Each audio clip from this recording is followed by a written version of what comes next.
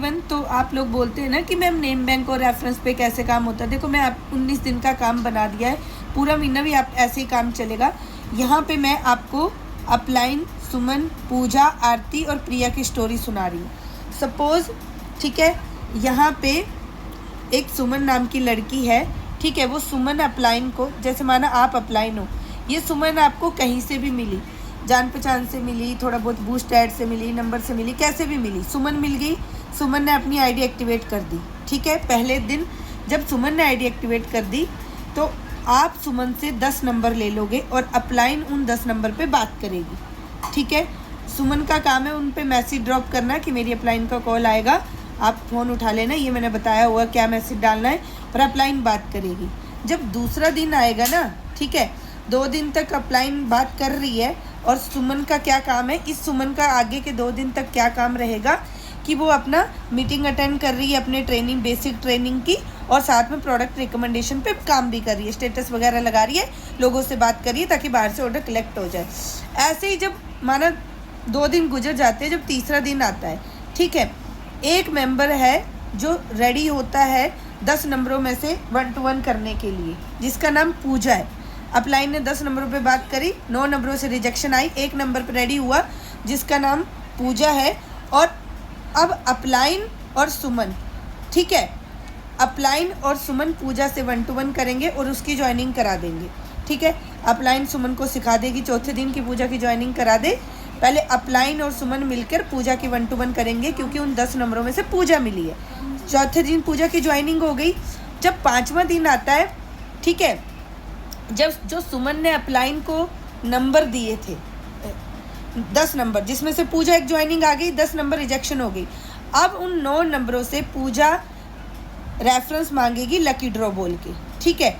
5वें दिन पूजा भी काम पे, सुमन काम पे लगी हुई है, ठीक है। पूजा की ज्वाइनिंग आ गई है, जो न्यू मेंबर है, और अपलाइन ने सुमन का नेम बैंक पे पूरा कॉल कर लिया। जब छठा दिन आएगा, जो पूजा की न्यू ज्वाइनिंग हुई है, जब वो 2 दिन तक मीटिंग ले लेगी, तो अपलाइन और सुमन पूजा के साथ 8वें दिन में कर लेंगे गेटिंग स्टार्टेड 1 2, क्योंकि पूजा की आईडी एक्टिवेट करवानी है, ठीक है। 9वें दिन सुमन पूजा का ऑर्डर बनवा देगी, क्योंकि सुमन के नेम बैंक से पूजा आई है। 10 नंबरों पे अपलाइन ने कॉल किया था, 9 रिजेक्शन आई थी, पूजा की ज्वाइनिंग आ गई है। पूजा से जब अपलाइन ने गेस्ट मीटिंग करी तो भी सुमन साथ में थी, जब गेटिंग स्टार्टेड करी तो भी पूजा साथ में थी।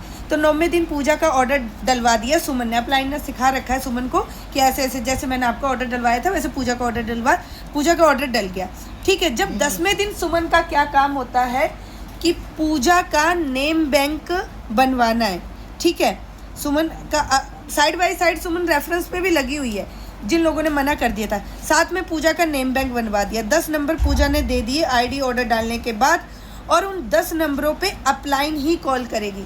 जैसे अपलाइन ने सुमन के 10 नंबरों पे कॉल किया था ना, वैसे ही पूजा के भी 10 नंबरों पे कॉल करेगी, क्योंकि अभी भी सुमन नहीं है, उसको अभी बात करने नहीं आती, बट हाँ सुमन को साथ रख के कॉल कर लेगी, ठीक है। उसको कॉन्फ्रेंस पे साथ रख लेगी कि उन 10 नंबरों पे कैसे बात करनी है। पूजा उन 10 नंबरों पे मैसेज ड्रॉप कर देगी, अपने 10 नंबर सुमन को दे देगी, पर सुमन नहीं कॉल करेगी, वो अपलाइन को देगी। सुमन अपलाइन के साथ रहेगी और अपलाइन ही कॉल करेगी। अपलाइन सबसे ऊपर वाली, यहाँ पे मैं अपलाइन को बोल रही हूँ, ठीक है। जब पूजा के नेम बैंक पे कॉल हो गया, ठीक है, और पूजा के नेम बैंक से जो ज्वाइनिंग आई ना, वो आई आरती। तो वो आरती ने सुना कि हाँ मैं बिजनेस समझूंगी, तो सुमन भी और पूजा भी और अपलाइन करेगी 1 to 1। सुमन और पूजा सुनेंगे और वहाँ से आरती की ज्वाइनिंग आ गई, ठीक है। आरती की जब ज्वाइनिंग आ गई, तो जब पूजा का नेम बैंक था उसमें भी तो 9 लोगों ने मना कर दिया, अब पूजा भी लग गई रेफरेंस पे, ठीक है। साथ में सुमन, पूजा और अपलाइन ने मिलके आरती का गेटिंग स्टार्टेड भी कर दिया। उधर सुमन का भी रेफरेंस का काम चल रहा है, पूजा का भी रेफरेंस का काम चल रहा है, पर पूजा के नेम बैंक से आ गई थी आरती, और अपलाइन, पूजा और सुमन ने आरती का गेटिंग स्टार्टेड कर दिया। आरती ने 16वां दिन आया, आरती ने अपना ऑर्डर डाल दिया, साइड से पूजा और सुमन का रेफरेंस पे लगी हुई है। जब 18वां दिन आया, तो 18वें दिन आरती से भी नेम बैंक लेना है। जब गेटिंग स्टार्टेड हो जाएगा आरती का, इन 14, 15, 16, 17 दिनों में, ज्वाइनिंग के 2 दिन के बाद अपलाइन के साथ मिलकर गेटिंग स्टार्टेड हो गया, आरती ने ऑर्डर डाल दिया। अब आरती का जो नेम बैंक है वो बनवाएगी पूजा। पूजा लेगी, देखो अब 16वें दिन आरती से पूजा नेम बैंक के नंबर लेगी, ठीक है। और जब पूजा नेम बैंक के नंबर लेगी तो सुमन कॉल करेगी, ठीक है। आरती के नेम बैंक पे सुमन कॉल करेगी, पूजा को साथ में रख के, ताकि पूजा सीखे। और जब आरती के नेम बैंक से भी ज्वाइनिंग आ गई प्रिया, ठीक है, बाकी 9 रिजेक्शन हो गई, ठीक है। तो अब आरती भी रेफरेंस पे लग गई, ऊपर से पूजा भी रेफरेंस पे लगी हुई है, सुमन भी रेफरेंस पे लगी हुई है। अपलाइने नेम बैंक पे बात भी कर रही है, नीचे वालों को साथ में रख के गेटिंग स्टार्टेड।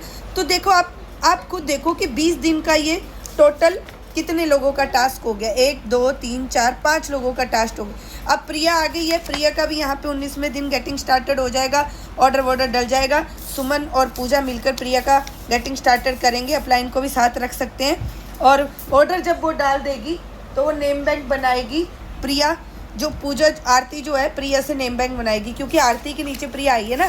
कहने का मतलब कुल ये है कि जब रेफरेंस और नेम बैंक पे काम होता है ना, तो एक सिस्टम से काम होता है। आप बोलते हो ना, आप अभी 20 ही दिन हुए हैं, आगे के 10 दिनों में यहाँ पे प्रिया के नेम बैंक से भी कोई आ जाएगा और उसके नेम बैंक से भी कोई आ जाएगा। तो अपलाइन बोलती है ना कि मैम मेरे पास काम नहीं है, मेरे पास ज्वाइनिंग नहीं है। तो अगर एक अपलाइन 1 तारीख से काम करना स्टार्ट करेगी तो नेम बैंक और रेफरेंस से 1 2 3 4 और यहाँ पे 2 और आ जाएंगे, क्योंकि मैंने 30 तारीख तक नहीं बनाया। 6 ज्वाइनिंग आ जाएंगी उसके पास, और 6 के 6 लोग एक्टिव भी हो जाएंगे। ज़्यादा भी हो सकते हैं, क्योंकि सुमन का भी रेफरेंस चल गया है, पूजा का भी रेफरेंस चल गया, आरती का भी रेफरेंस चल गया है, प्रिया का भी रेफरेंस चल गया। आगे के 10 दिनों में माना ये लोग एक्टिव ही होते हैं, अभी रेफरेंस अगले महीने काम करते हैं।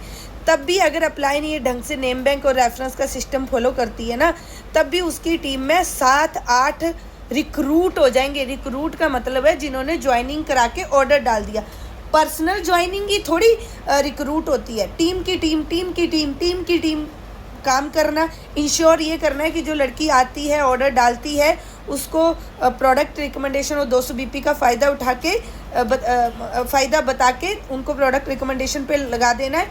साइड बाय साइड उनका नेम बैंक और रेफरेंस पे भी उनको काम सिखाना है। 30 दिन के अंदर एक अपलाइन के पास 9 से 10 एक्टिव मेंबर हो जाएंगे सिर्फ नेम बैंक और रेफरेंस से। और आप बोलते मैम काम ही नहीं हो रहा, तो बताओ ऐसे नहीं करोगे तो कैसे होगा ना। मैंने 20 दिन का आपको पूरा चार्ट बना के दे दिया।